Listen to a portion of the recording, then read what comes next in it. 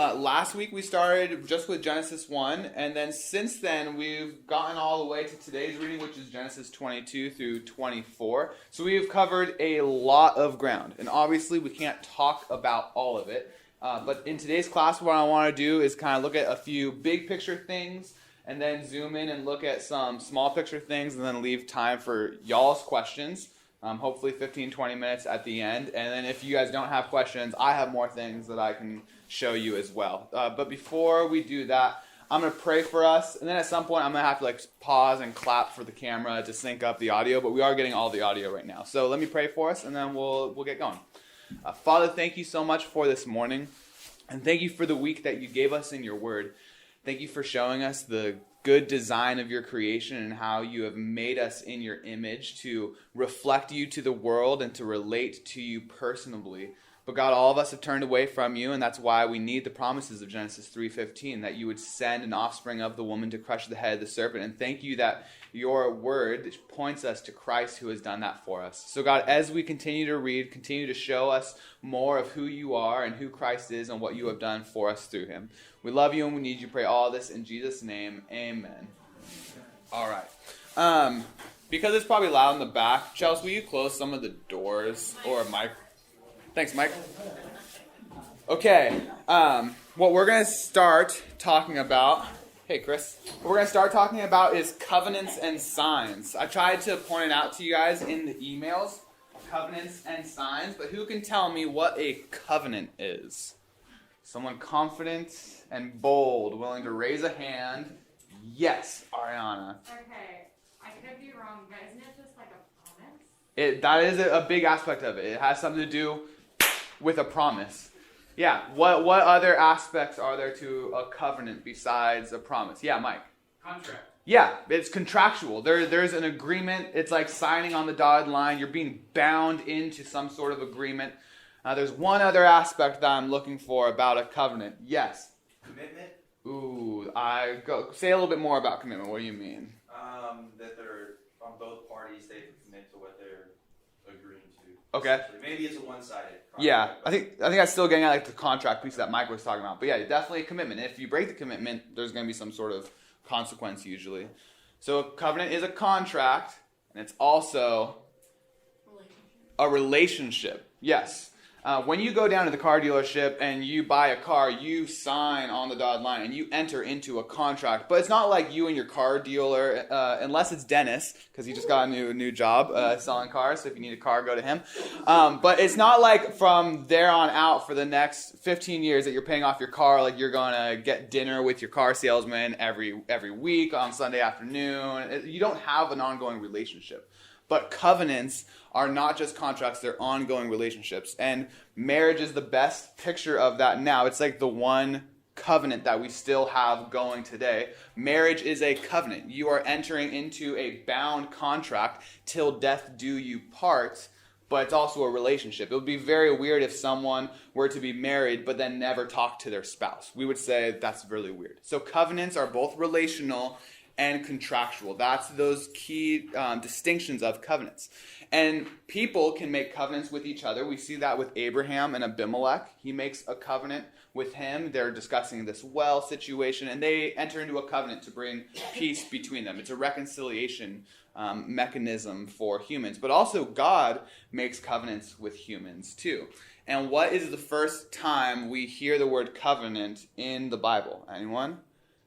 Noah. Yep, Noah. So if you want to, you could turn there. Otherwise, I'm going to put it on the screen.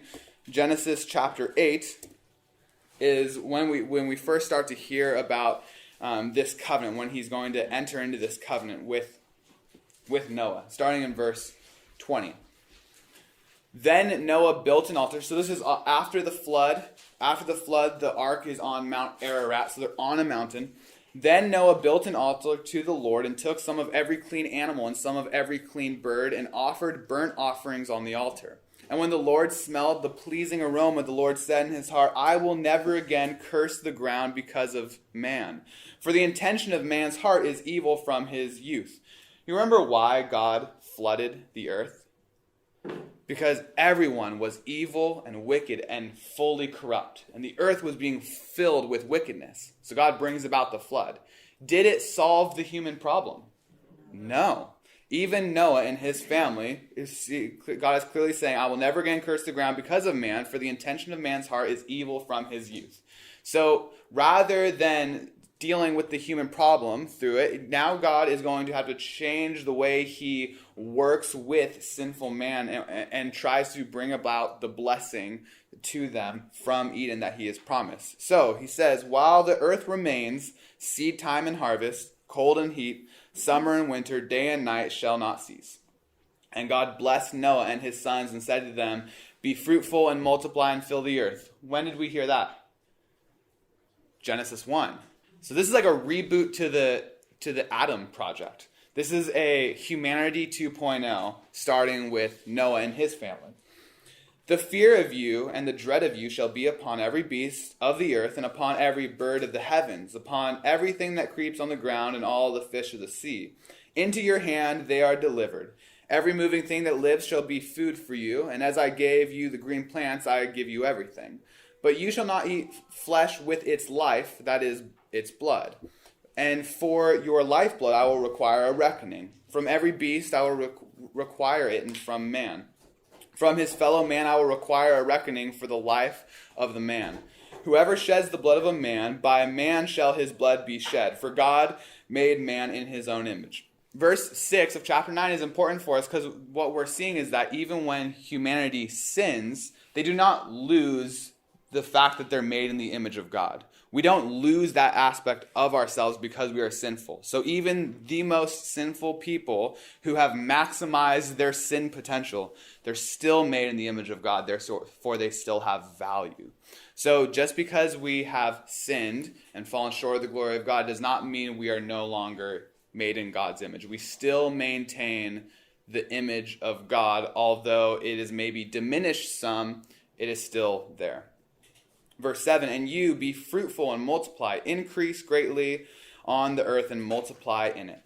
Then God said to Noah and to his sons with him, behold, I establish my covenant with you and your offspring after you, and with every living creature that is with you, the birds and the livestock and every beast of the earth with you, as many as came out of the ark. It is for every beast of the earth. So this is an interesting covenant. It's not just made with humans, it's made with all creatures.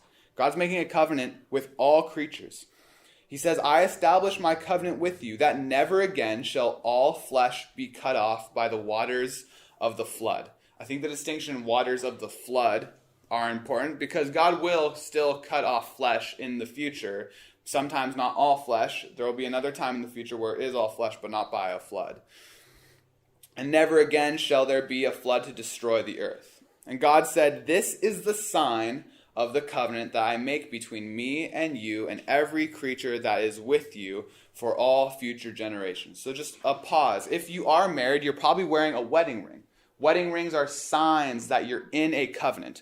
A wedding ring does not make you in a covenant. So if I take my ring off, which is made out of rubber, which are great, you won't get your finger ripped off in an accident.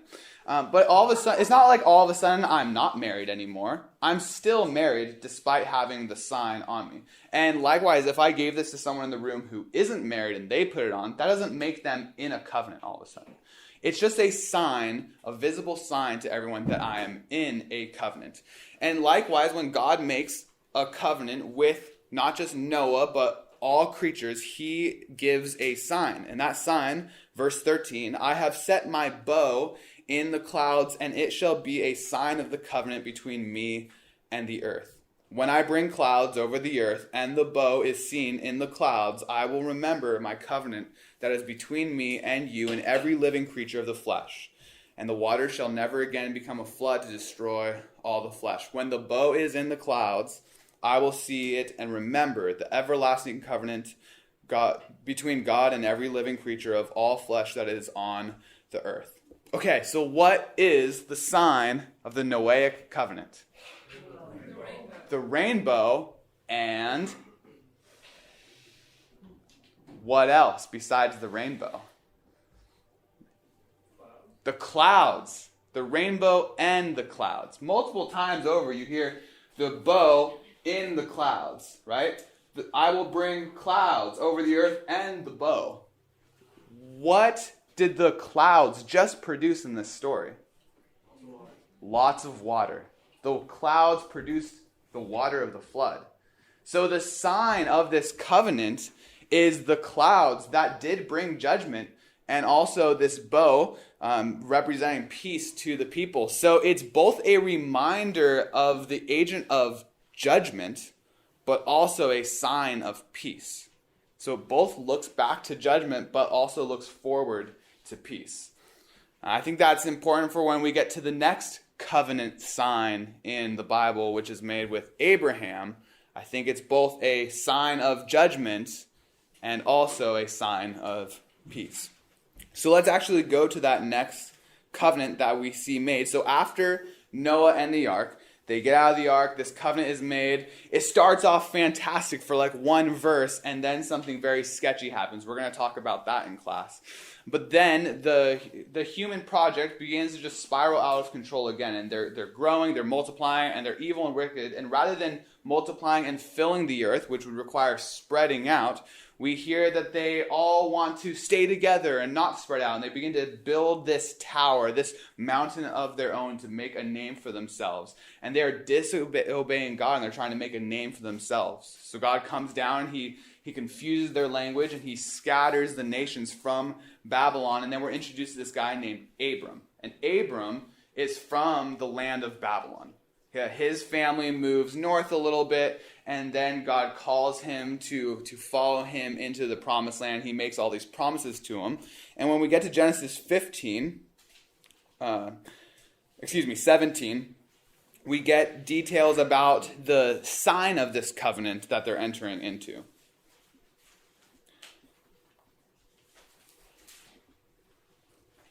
Starting in verse 9 of Genesis 17. This is the sign of the Abrahamic covenant. We'll pull back a little bit and talk about what the covenant is, though, after this. And God said to Abraham, "As for you, you shall keep my covenant, you and your offspring after you throughout their generations. This is my covenant, which you shall keep between me and you and your offspring after you. Every male among you shall be circumcised. You shall be circumcised in the flesh of your foreskin, and it shall be a sign of the covenant between me and you. He who is 8 days old among you shall be circumcised, every male throughout your generation, whether born in your house or bought with your money from any foreigner who is not of your offspring. Both he who is born in your house and he who is bought with your money shall surely be circumcised. So shall my covenant be in your flesh, an everlasting covenant. Any uncircumcised male who is not circumcised in the flesh of his foreskin shall be cut off," that's a pun, "from his people. He has broken my covenant." That is a pun. That's very funny. That's good stuff. It's you're being cut off, meaning you're okay. So the sign of the Abrahamic covenant is circumcision. So circumcision is, no, just kidding. You guys know what circumcision is. One interesting thing to note, though, is that any foreigner who comes into the house of Abraham, not just the genetic offspring of Abraham, bear the sign. So anyone who is in the household bears this sign. That's a side thing. I think we'll pick that up later. But remember, if the sign of the Noahic covenant is the bow in the clouds, both a reflection back on judgment, but also a forward-facing to hope of peace and promise. Think about the story that happened in Genesis 16. Maybe you were a little uncomfortable with it because of the abuse that takes place with the Egyptian slave Hagar, where Sarai and Abraham sexually take advantage of Hagar, and she bears a child. I think that circumcision is both a mark of judgment. It's a mark on the instrument where they're trying to bring about the promise of God on their own means. God has promised a son, and He's promised this son through Abraham and his wife Sarah. But they're trying to take control for themselves and to bring about the promises of God. So it's both a mark of judgment for what they did to Hagar, but also it's forward pointing as this is where the promise is going to come from. It's going to come through the seed of Abraham to his wife. So that's the sign. But what is the covenant? So a few chapters in this story, we've been hearing about this covenant with Abraham. And we're introduced to the promise, like I think Mike said, it's a promise. Genesis 12. This is where it starts. If you are a note taker, or maybe even in your Bible, when you get to Genesis 12, you should write Genesis 12, 15, 17. Those are the chapters for the Abrahamic covenant. The covenants throughout the Bible are like the backbone to the biblical narrative. They are what gives structure and direction to the storyline that's unfolding in front of us. So we should know where the covenants are so that we can cite them, but also we should know what they are. So Genesis 12, 15, 17. Genesis 12, now the Lord said to Abram, "Go from your country and your kindred and your father's house to the land that I will show you. And I will make of you a great nation, and I will bless you and make your name great, so that you will be a blessing. I will bless those who bless you, and him who dishonors you I will curse. And in you all the families of the earth shall be blessed." So here is what the promise is going to be. It's going to be for blessing. It's going to be for a nation. It's going to be for a land. It's going to be for offspring. But like the centerpiece of this is blessing. It's blessing five times over. Blessing, blessing, blessing, blessing. And verse 3, in you all the families of the earth shall be blessed. Or through you all the families of the earth will be blessed. So we're following this really long story. I mean, it was going to take 51 weeks for us to unfold this story. But starting back in Genesis 2 and 3, Adam and Eve have children, but first they had rebelled from God. And in their rebellion, God curses both the ground and the snake. He doesn't curse Adam and Eve, but he does curse the surroundings of them. Life's going to get harder, but he makes a promise. Some would say maybe he makes a covenant with them, although the word covenant doesn't show up. And in Genesis 3:15, that's an important verse that we should all know, Genesis 3:15. It's referred to as the proto-evangelion, the first gospel promise. That is where God says to the woman that she's going to have an offspring who's going to crush the head of the snake. That both the snake and the woman are going to have offspring. And there's going to be strife between the offspring of the serpent and the offspring of the women. And that doesn't mean that girls are going to be afraid of snakes. That's not what that means. If we read in 1 John 3, it's clear that there's going to be strife between those who are following the ways of the snake and those who are following the ways of God. So there's this ongoing strife, and we're actually reading about it as we're reading our Bibles. But then the promise is that there's going to be a human offspring from the woman who's going to crush the head of the snake. He's going to crush the source of evil, but be struck on his heel by the snake. So there's going to be both this crushing and this striking that takes place where they're both going to take each other out simultaneously. And this is a promise for Christ. But since then, we've been waiting for an offspring of the woman. That's why God in the flood doesn't just wipe all people out. He has to keep a remnant, the remnant of Noah and his family, because he is keeping that lineage going because we're still waiting for an offspring from the woman. And now we're zooming in, instead of thinking about all humans, we zoom into this family, and we find out that from this family, God's going to bring blessing to all the families of the earth. Now we're focused on this family because we know that the Genesis 3:15 offspring is going to come through the family of Abraham. So it's a promise for blessing, for a great nation, a great name, for descendants. Genesis 15 gives us a little bit more detail. After these things, the word of the Lord came to Abraham in a vision. Pause. The word of the Lord came to Abraham in a vision.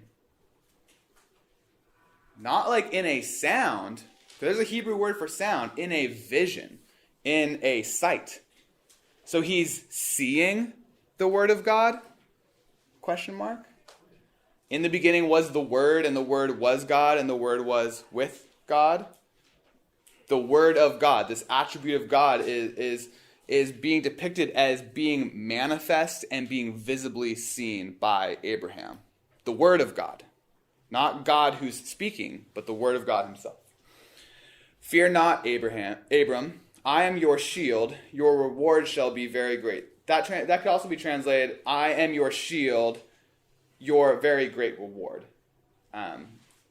So then Abraham says, "O Lord, what will you give me? For I continue to be childless, and the heir of my house is Eleazar of Damascus." And Abram said, "Behold, you have given me no offspring, and a member of my household will be my heir. And behold, the word of the Lord came to him, This man shall not be your heir. Your very own son shall be your heir." And he brought him outside and said, "Look toward heaven and number the stars, if you are able to number them." Then he said to him, "So shall your offspring be." And he believed the Lord, and he counted it to him as righteousness. This is Abram's shining moment in the story. He does a lot of crummy things, like handing over his wife to Pharaoh to be taken advantage of so that he doesn't get hurt. Or maybe handing his wife over to Abimelech so that he doesn't get hurt. He's kind of a coward in some situations. This is his quote-unquote hero moment. The moment he stops trying to take God's promises into his own hands and instead trusts that God will be faithful to his promise. Paul, in the book of Galatians, he says that the gospel was being preached to Abraham through the scriptures, talking about these stories right here, about how God is making a promise to him, and the promise is ultimately going to be fulfilled in Christ. But rather than trying to seize control of the promise, Abram just trusts him. And that's when he's counted as being in right standing with God. The entire story of the Bible is trying to help us see that we cannot control the promises of God, that we cannot earn the promises of God, and also we cannot lose the promises of God, but what we can do is we can trust the promises of God. And when we trust in the promises of God, God counts us as being in right standing with him. But if we try to be in right standing by any other means, like our works, we will not be in right standing. So then they have a little bit more of a discussion, and then some weird things start happening. In verse 8, "But he said, O Lord God, how am I to know that I shall possess it? And he said to him, Bring me a heifer 3 years old, a female goat 3 years old, a ram 3 years old, a turtle dove, and a young pigeon. And he brought him all these, cut them in half, and laid each half over against the other. But he did not cut the birds in half. And when the birds of prey came down on the carcass, Abram drove them away." So, very weird things going on. Like they get a handful of animals, cut them in half. They put half of them, stack them over here. They take the other half, stack them over here. You're like, what is going on? This is a covenant ceremony that they're doing. They're literally cutting a ceremony. They're cutting a covenant. Okay, so they put those pieces, and what would traditionally happen is the two parties entering in the covenant, after bringing the animals, cutting them in half, separating them, would then walk through together, showing and symbolizing that if either of us break this covenant, let that be to us. If I break my promise to you, cut me in half and separate me. So it's a pretty serious and intense covenant where both parties are about to walk through. The amazing thing is what happens next. Verse 12, "As the sun was going down, a deep sleep fell on Abram. And behold, dreadful and great darkness fell upon him. Then the Lord said to Abram, Know for certain that your offspring will be sojourners in a land that is not theirs, and will be servants there. And they will be afflicted for 400 years. But I will bring judgment on the nations that they serve, and afterwards they shall come out with great possessions. As for you, you shall go to your fathers in peace. You shall be buried in good old age, and they shall come back here in the 4th generation, for the iniquity of the Amorites is not yet complete. When the sun had gone down, and it was dark, behold, a smoking fire pot and a flaming torch passed," so these are representing God, "passed between these pieces. On that day the Lord made a covenant with Abram, saying, To your offspring I give this land, from the river of Egypt to the great river, the river of Euphrates, the land of the Kenites, the Kenizzites, the Cadmonites, the Hittites, the Perizzites, the Rephaim, and the Amorites, and the Canaanites, the Girgashites, and the Jebusites." Abram never passes through the cut apart pieces. Just God goes through the cut apart pieces, showing that it is God who's going to keep this promise, not Abram. Abram has, quote unquote, no skin in the game as far as who's going to make this promise actually come into into manifestation. It is going to be God alone who brings about this covenant. This is what's called a unilateral covenant. It's a one-way promise, meaning I'm going to do this regardless of what you do. You can't lose this promise. You can't abate this promise. You can't redirect this promise. I am going to do it. So God is making a unilateral covenant. And we're seeing that in this ceremony.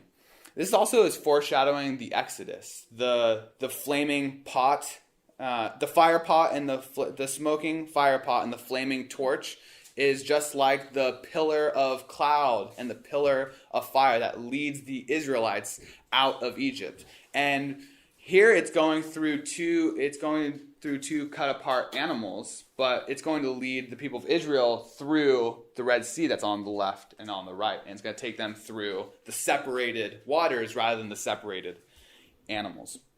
So that's covenants and signs. Those are really important. Those are giving the backbone to your biblical story. So from here on out, we are thinking about the family of Abraham, because these promises are the promises that are going to bring the blessing to all the families of the earth. So when we get to stuff about Israel, Israel is an agent within that bigger story. And then when we get to David, there's going to be a covenant with David.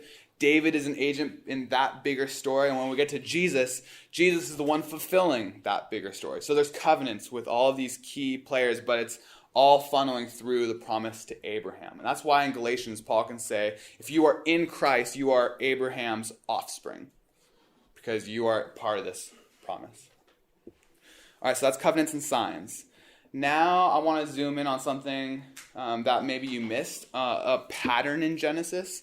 So the biblical authors are really, really smart. The Bible was crafted over a long period of time. There's main contributors to the writings, but the Bible was written over 1,500 years. It was written on 3 different continents in 3 different languages by over 40 different authors and a lot of editors, which the Bible just calls them the scribes and the prophets.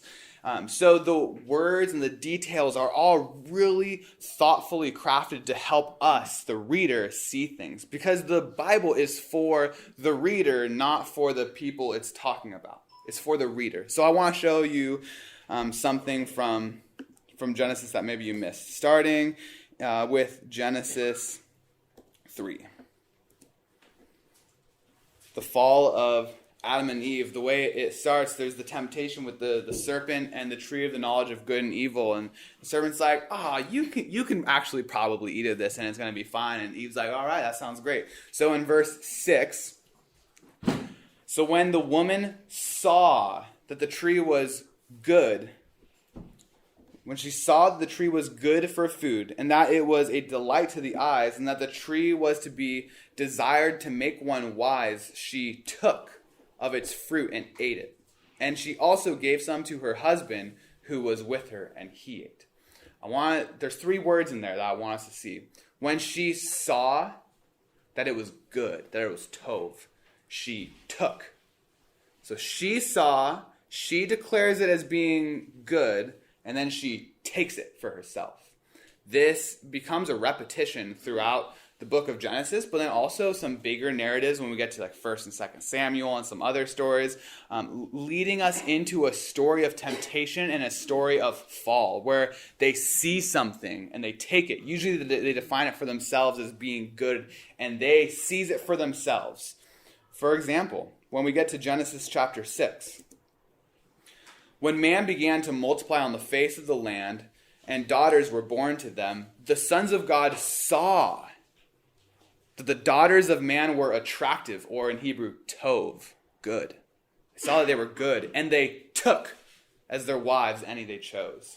And this leads to the flood, the mixing of boundaries between spiritual and human, and they're trying to make great names for themselves. It all starts here with the sons of God saw that the daughters of man were good, and they took as their wives any that they chose. Another one we see is in Genesis chapter 8, verse 22. 9:22. Remember all that weird stuff that happens that doesn't really get talked about. Did anyone do the bonus reading of Leviticus 18? Yes. 3 of you. Nice. Okay.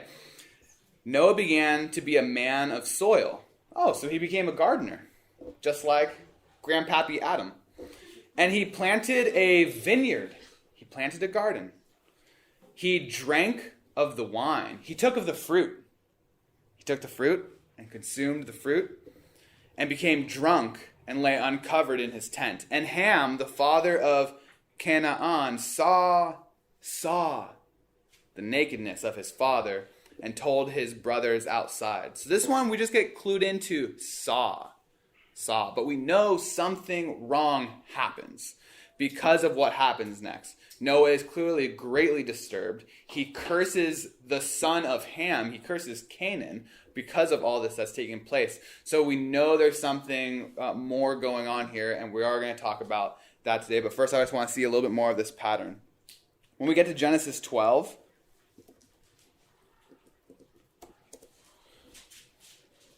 now there was a famine in the land, so Abram went down to Egypt to sojourn there, for the famine was severe in the land. When he was about to enter Egypt, he said to Sarai his wife, I know that you are a woman beautiful in appearance. And when the Egyptians see you, they will say, this is his wife. Then they will kill me, but they will let you live. Say you are my sister, that it may go well with me because of you, and that my life may be spared for your sake. When Abram entered Egypt, the Egyptians saw that the woman was very beautiful. And when the princes of Pharaoh saw her, they praised her to Pharaoh. And the woman was taken into Pharaoh's house. Saw that she was beautiful or good, and then taken. We see it again in Genesis 16. Now Sarai, Abram's wife, had borne him no children. She had a female Egyptian servant, who she got from that last story where they deceived Pharaoh, whose name was Hagar, or the sojourner. And Sarai said to Abram, behold, now the Lord has prevented me from bearing children. Go into my servant. It may be that I shall obtain children by her. And Abram listened to the voice of Sarai, just like Adam listened to the voice of his wife in Genesis 3. So after Abram... Oh, I skipped a verse. Where am I? Yep. Oh, I did not skip a verse. So after Abram had lived 10 years in the land... Oh, I'm sorry. What am I doing? Behold, now the Lord had prevented me from bearing children. Go into my servant. It may be well. Oh, okay. We're on the right track. So after Abram had lived 10 years in the land of Canaan, Sarai, Abram's wife, took Hagar, the Egyptian, her servant, and gave her to Abram, her husband, as a wife. Just like Eve took the fruit and then gave it to her husband. In this story, Hagar is the fruit.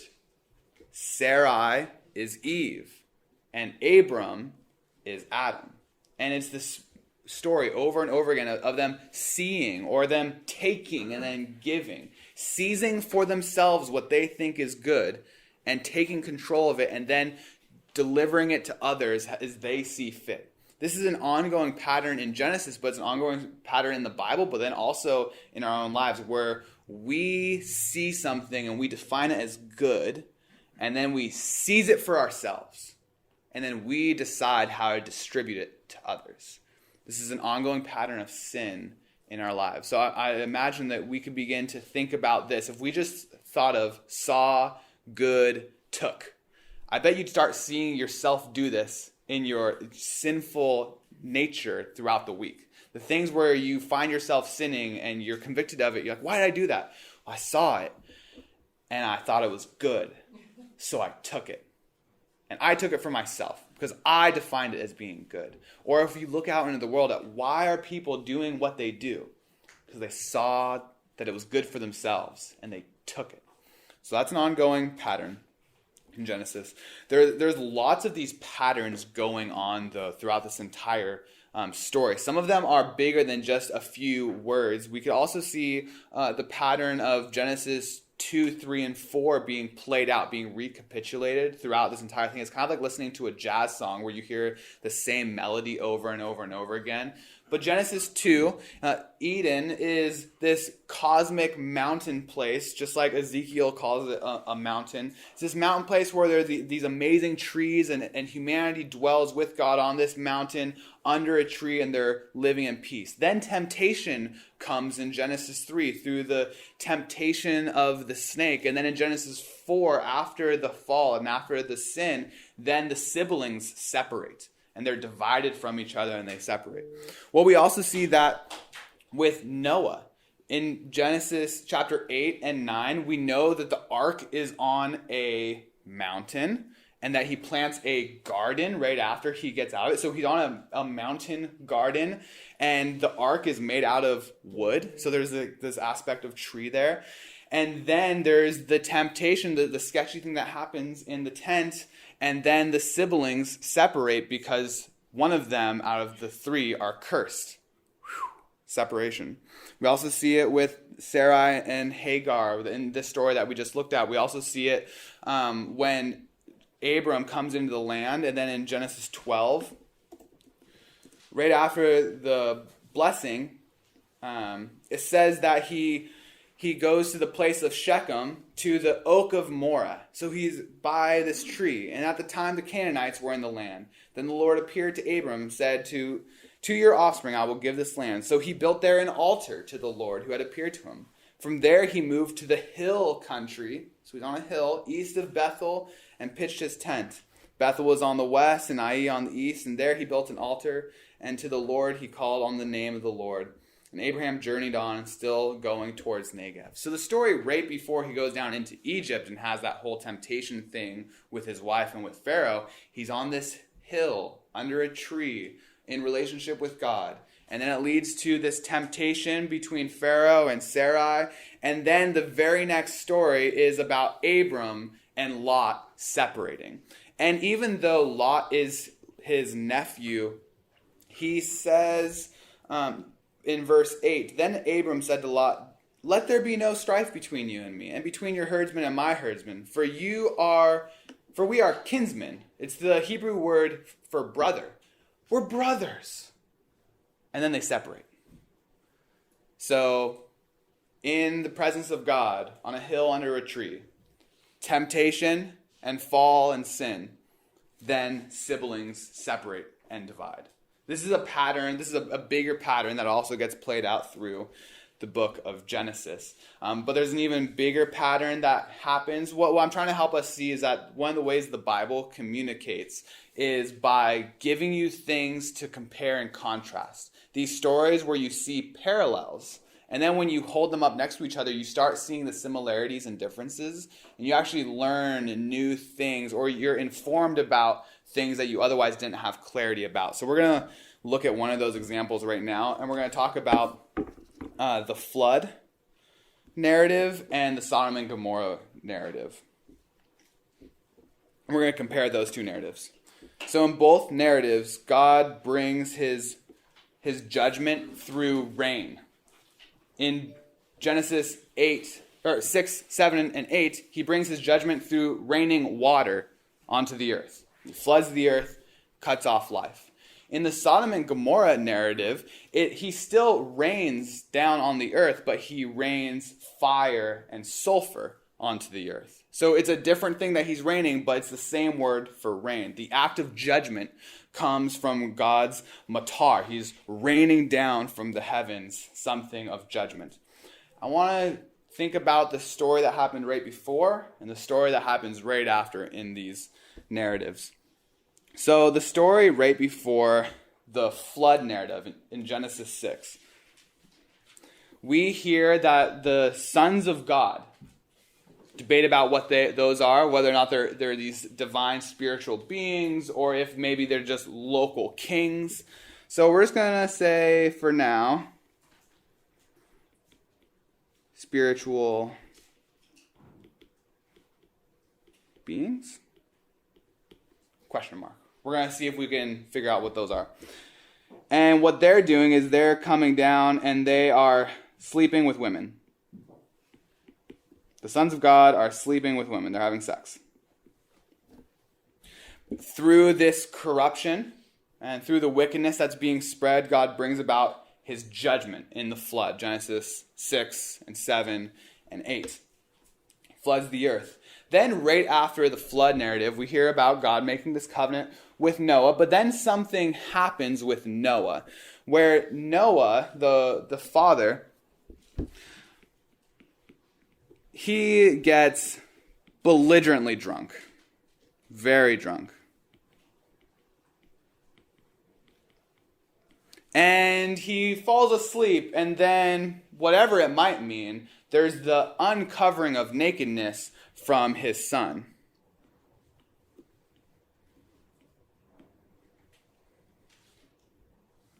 I'm just going to write uncover, question mark. What does that mean, that he uncovered the nakedness? So that's the Genesis 6, 7, 8, and 9 story. So we're ending here in 9. But then when we get to Genesis 18, we hear this story of Sodom and Gomorrah, where it starts off in, chapter 19 is where it starts. Chapter 19, verse 1, 2 angels go down to Sodom and Gomorrah. These spiritual beings go down to Sodom and Gomorrah. And when they go down there, the city comes out because they goes to Lot's house. And when the city comes out, they start banging on the doors and they say, "Give us those men who came to you so that we may know them." That's a nice way of saying so that we may sexually rape them. It's a display of dominance. It's a way of showing that you are the dominant one through performing sexual acts on someone against their own will. That's what they're trying to do down here. And these are the outcries that God was hearing about of Sodom and Gomorrah, and this is why he's coming down. But what we know is that the men of Sodom and Gomorrah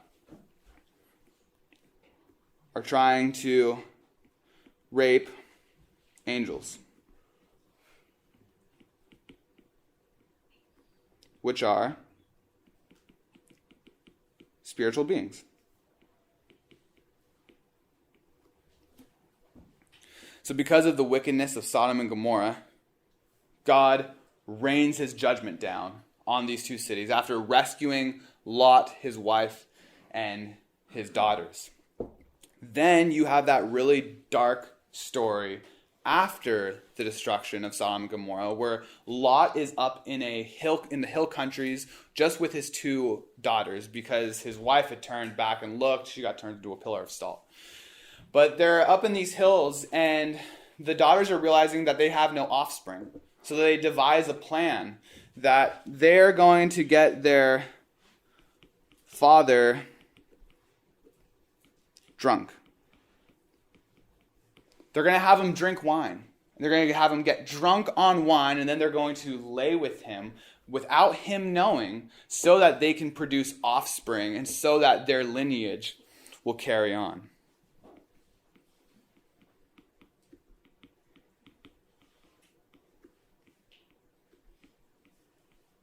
Okay. These stories are paralleling each other. And through seeing these stories, we can actually get clarity on some of the parts that maybe we didn't have complete clarity on. For example, in Genesis 6, are these spiritual beings?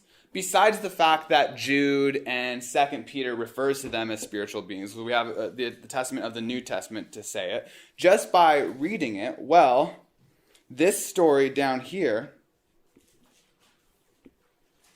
is about humans trying to have sex with spiritual beings, when in chapter 6 it's about spiritual beings having sex with humans. So it's the crossing of boundaries between spiritual and physical or terrestrial beings. So that helps clarify, yes, these are spiritual beings. We also have this question mark over here. What's going on with the uncovering? If you did the extra reading and you read Leviticus 18, it's an entire chapter about sexual sin. And the phrase used for sexual sin in Leviticus 18 is uncovering nakedness. And what it could mean to uncover your father's nakedness is to assert yourself onto him sexually as a display of dominance. It could also mean that you're usurping the patriarch of the house by having sex with the mother. So one of those things, even though it doesn't give us the details, it seems through the rest of the Bible that one of those things has happened where Noah gets drunk, and then this could mean that his son, Ham, is trying to take the role as the patriarch, either by performing grotesque sexual acts on Noah or on his mother. That's what we learn from Leviticus 18, but also the story that it's paralleled with in Genesis, which is where after judgment, the daughters have sex with the father. So also perhaps maybe the son is having sex with the father. So we can still leave that as a question mark. It doesn't say for sure, but what I'm saying is when we compare these stories, it seems to give clarity. There's a few other details that we can find here. Let me get green.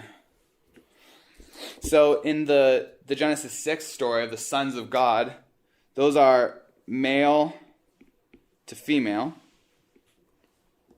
And in the story in Genesis 19, it's male to male. But after the flood narrative, the son and the father, that's male to male. And after the destruction of Sodom and Gomorrah with Lot and his daughters, that one is female to male. So then what we can start seeing is that this story and this story also help us understand and clarify things. So the male-female relationships is paralleling the male and female relationships of this story, while the male and male relationship of Noah and Ham is paralleling to a degree the men of Sodom and the angels narrative. So this is just one of the ways that biblical narratives interact with each other, is where they're paralleling things and they're trying to help us see larger pictures. And both of these stories are huge critiques on sexual sin.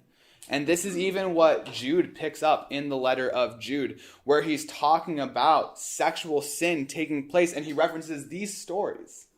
These are the stories that he chooses to reference. So that's a bigger picture design of how the Bible is interacting. There's a lot more that we could say and could do, but I do want to give time for questions. So either questions on this or questions from your reading that you were noodling on over the last week. Yeah, Michael. It seems like after every sin that takes place in the first three at least, there's like a curse that happens, like, hey, this was really awful and I'm going to curse you, blah, blah, blah. But like nothing seems to happen after the daughters have sex with their father. It's like they just kind of continue on and have the children, and it seems like, I don't know, I guess, why was that? Yeah, that's a good question. Why is there no curse after the daughters sleep with Lot when there is after the son sleeps with the father? Or perhaps, maybe that's what's happening. One thing is that it's the father cursing Ham. It's not God cursing Ham. It's coming from the mouth of the father. But in the narrative of Lot's daughters and the father, you hear that the Moabites are born from them. And the Moabites, and it's the Amorites, I think, and they have a long history of not having the best street cred with the Israelites, where there is a lot of ongoing strife and tension. But I think that one of the things that we see from that narrative and the entire biblical narrative is that although some children are born through illegitimate means, it does not make a child illegitimate. Because from the Moabites comes Ruth, and from Ruth comes David, and from David comes Christ. So God redeems a very dark, dark story by tying this family into the redemption of the world. So yeah, I don't know why there's not a curse after it, but there's definitely conflict that comes after it for that family. Yeah. Who did Kane marry? Who did Kane marry? That's a great question. So in Genesis 4, after Cain kills Abel, he then goes off and it says that he knew his wife and that he has children. So he has a wife. So the question is like, well, where did his wife come from? And then when he has the curse placed, or the protection placed on him, he's like, man, when people find me, they're gonna kill me. And God says, they're not gonna kill you. And you're like, wait a second, when who finds you? So where are those people coming from? One theory is just that Adam and Eve, they have more children, and we do know that in chapter 5 that they have more children. And that from their children, they have daughters, their sons and daughters have children. So Genesis 4, that little narrative, even though it's like 7 verses, it's not taking place over the time frame it takes to read 7 verses, but rather a really long period of time. So maybe he gets his wife 100 years later, and then has kids 200 years later, just like all his other relatives. There is a less common theory, like, well, maybe there were these other types of humanoids that weren't made in the image of God around then. I don't know about it, but regardless, the flood wipes all of them out. So what we are left with is all the descendants of Adam and Eve anyways. And we do know that there were some weird half-breed things going on, because the sons of God, the spiritual beings, were sleeping with women, and there was the Nephilim, which are how the kings are talked about as being half gods, or half spiritual beings, half humans. So there were like these crossbreed things happening. But what God's doing in the flood is he's removing that evil, and he's leaving it with his humans that are made in his image. Yeah. So all I have to say, I don't know. Maybe it was his sister. Maybe it was his great niece or something. Yeah. Yeah, Walla. I was interested, like, why do you think, it kind of relates to that last question, but like, why do so many of these people wait so long to have kids? Like, Noah, it said like, it was like 500. Mm-hmm. But like, a lot of other people are in the 100s. So it's like, is it just who is listed? That's part of the genealogy that's important? Or, do you think there was... Is the question about their age or about who's listed in genealogies? Well, I guess it's both. Are we only given this information about the genealogy so we don't know if they had kids earlier? Because I just think it's interesting how like the command is to be fruitful and multiply. Yeah. So it'd be interesting for them to wait 100 years. Yeah, so the genealogies are not focused on giving you the entire family tree. They're focused on giving you a specific lineage. So when you get to Genesis 5, the focus is the lineage that takes you to Noah, from Adam to Noah, not all of Adam's descendants. He could have had 50, 100. He could have had so many kids. When you're living 700 years, you could probably crank out a handful of babies. So it's not concerned with giving you the whole family tree, just the lineage that is important to the next character. So that's the focus that's taking place. Even think about the genealogy in Matthew or in Luke about Jesus. All those kings, like they all have so many children. It's just trying to give you the lineage from A to B. Does that make sense? And then, was there a question about their age or? Well, probably. Okay. Great. Yeah, good question. Yeah. Okay, so I think you touched on it a little bit when you talk about celestial beings Mhm. coming down and then men trying to have sex with angels. When I'm thinking of angels, I'm thinking of messengers from God Mhm. that are neither male nor female. Mm. So this is not angels in the sense that I'm thinking of, right? The messengers from God. It's almost like more fallen angels, or maybe they're not. Do you see what I'm saying? I do see what you're saying. Confusing me. Yes, and let me just shift how maybe you're thinking about it. Yeah. So in Genesis 19:1, the two angels came to Sodom in the evening. These are angels from the Lord. Remember, from the Lord. The 3 men appeared to Abraham So they at the look like tent. men. They looked like men. They looked just like men. And Lot was sitting in the gate of Sodom. When Lot saw them, he rose to meet them. He bowed himself with his face to the earth. He said, "My lords, please turn aside to your servant's house and spend the night and wash your feet, that you may rise up early." Like, he knows that there's something unique about them, just like Abram knew that there was something unique about them. And he ran out, like an old man, ran out to these people, and he bowed down because he knew that they were something different than just human. They said, "No, we will spend the night in the town square," but he pressed them strongly. So they turned aside to him and entered his house, and he made them a feast and baked unleavened bread, and they ate. But before they lay down, the men of the city, the men of Sodom, both young and old, all the people, to the last man, surrounded the house, and they called to Lot, "Where are the men who came to you at night?" Angels look like humans. They don't have wings. They do not have halos. Those are a construction of our own imagination that really spurs from the time of the Reformation on with artwork in the Catholic Church. So they don't have wings. They don't have halos. There's nothing uniquely different looking about angels until they do something spectacular. When we get to the book of Joshua and the book of Judges, we have these interactions with angels where characters don't know they're talking to an angel until the angel does something crazy. So these angels look like men. So they're not binary. They have gender. They're presented as men. They show themselves as men. Same thing when the Lord and the two men are appearing to Abraham at his tent. Does that help clarify a little bit? So they look like men. They're not humans. Right, I understand that, because there's a verse in the Bible, I think it's from Hebrews, where you could be entertaining an angel and not knowing it. Yeah, and that's referring to this story. Yeah, but that brings great comfort to me, but these make it seem like they're fallen angels. Like, why would... So these aren't fallen angels. These are working. They're working for Yahweh, and they're going down to Sodom to rescue Lot. So they are on God's team. So just because they're interacting with humans doesn't mean they're fallen. They have the ability to go between the spiritual realm and the physical realm, and they're all mixed together. Yeah. Good question. So they're working for God's purpose is really what... Mm-hmm. Yeah.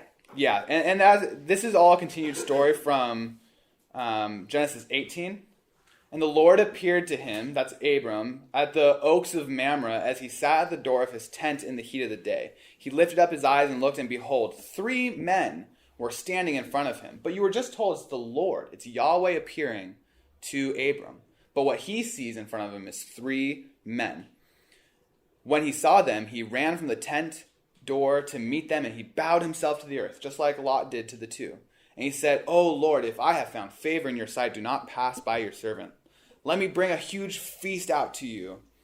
And then they start talking about Sarah having children. And then when we get to towards the end of this interaction, then the Lord said, "Because of the outcry against Sodom and Gomorrah is great, and their sin is very grave, I will go down to see whether they have done altogether according to the outcry that has come to me, and if not, I will." So the men turned from there and went towards Sodom, but Abraham still stood before the Lord. So all of a sudden there's this separation where the men go, the quote-unquote men go, but then Yahweh is still with Abram, and they have this ongoing discussion. But then we find out, well, 2 of them arrive at Sodom and Gomorrah, and they're angels. So we get the clarifying mark in 19:1 that 2 of them are angels, while 1 of them was the Lord. Yes. Jen? Sorry, on the floor back. Abraham at this entire time doesn't know he's speaking to Yahweh, though, right? Isn't it lowercase Lord when he's talking? It does seem like he knows that he's having this conversation with them. One of the markers that would indicate that is that he runs to them. Old men do not run as far as a mark of distinguishment. So he's like breaking tons of social boundaries by running to them. And through the conversation in towards 27 on where Yahweh says, shall we talk to Abraham about what's about to take place in Sodom and Gomorrah? And then the 2 men leave, and then Abram has this whole discussion with them. Hey, if there's 50 righteous in the city, he's like, forgive me for asking, I know I'm talking to the Lord, but if there's 50 righteous, will you spare the whole city? And God's like, yes. Why is it lowercase L then? It's just in that first part of 18 when he says, "Oh Lord." And to say Lord, I mean, that is what people refer to God as well. They refer to him as Adonai, my Lord. Yahweh is God's name. Adonai is a title for him. God is what he is. So God is not a name. Yahweh is his name. So when you see all capital Lord, that's telling you that the personal name of God is what's behind that. Yahweh.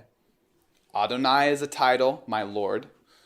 And then God is what he is, not his name. We are out of time. Dawson. All right, last question, Dawson. Okay, chapter 15, verse 11.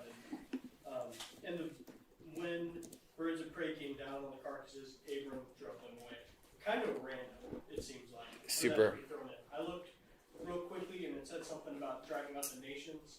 I'd like to hear what you think. I've heard that before too. I would need to think about it more. Okay. Yeah, I'm sure there's something to it. Yeah, but the birds of prey are unclean. So what's listed are animals that are clean for sacrifice. So birds of prey are coming in. They would be unclean for ritual ceremonies. So he might just be removing what is unclean. And there was this guy named Adam who he was told to keep the garden, or to guard it, to work it and to keep it, to work it and to guard it. And then this animal came into the garden called a snake. I wonder if snakes, when we get to Leviticus, are clean or unclean animals. They're unclean. And he didn't drive it away. He didn't guard it from the garden. But Abram here is guarding this ceremony with the Lord from unclean animals. I would have to think more about the nations thing. Let me pray for us real quick, and then we'll be on our way. And if I could have the strapping young men take the plastic chairs back into the sanctuary and line the very back row, that would be amazing. Okay, Father, thank you so much for this morning, and thank you for your word. Thank you for challenging us and stretching us. And God, we ask that you would show us this week the areas in our life where we see things as good for ourselves and where we take it for our own rather than trusting you to provide what is good and to provide your promises to us. So God, you are faithful in ways that we do not understand and we could not imagine. But God, help all of us trust you like Abraham did in Genesis 15 and be righteous in your eyes, not because of what we are doing, but because we know and we believe that you will be faithful to your promises in Christ. We love you and we need you. We pray all this in Jesus' name. Amen.